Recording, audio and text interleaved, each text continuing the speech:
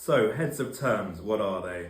Heads of terms are sometimes referred to by similar names like letter of intent, memorandum of understanding, other things like that, depending on the jurisdiction and place in the world you may be operating out of. But in the UK, it's commonly referred to as heads of terms. And this document is always marked subject to contract.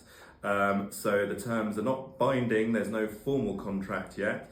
However, one or two provisions of the heads of terms are actually specified to be binding, save that the rest are subject to contract. So the binding terms will importantly be things like confidentiality, so the parties want to know that everything's confidential before they pursue discussions and negotiations to formalise the deal.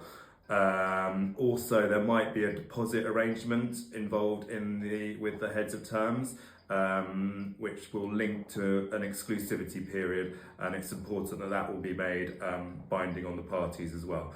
Other than that, it sets out the key terms of the deal. So the idea is that parties know that they're on the same page, and it's then worth their while spending all the time and expense of putting together the formal legal documents to complete the acquisition, investment, the new lease, whatever it might be.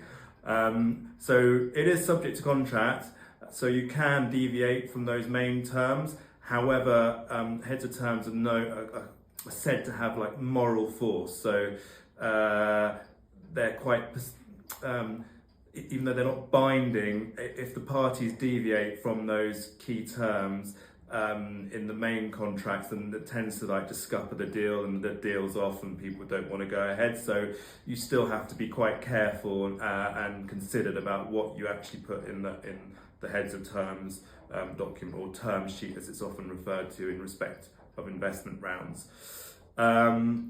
So yeah, I think those are the main points to be aware of.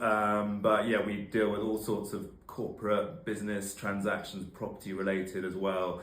And we come across these documents all the time. Often they're just two pages long. The bigger the deal, the more complex, the longer they are. And often we get a heads of terms document from the broker or the commercial property agent, what have you. We don't have any involvement in it. But again, if it's something a bit more complex or client will want our assistance, we often put together, advise on the heads of terms before it's signed by the parties.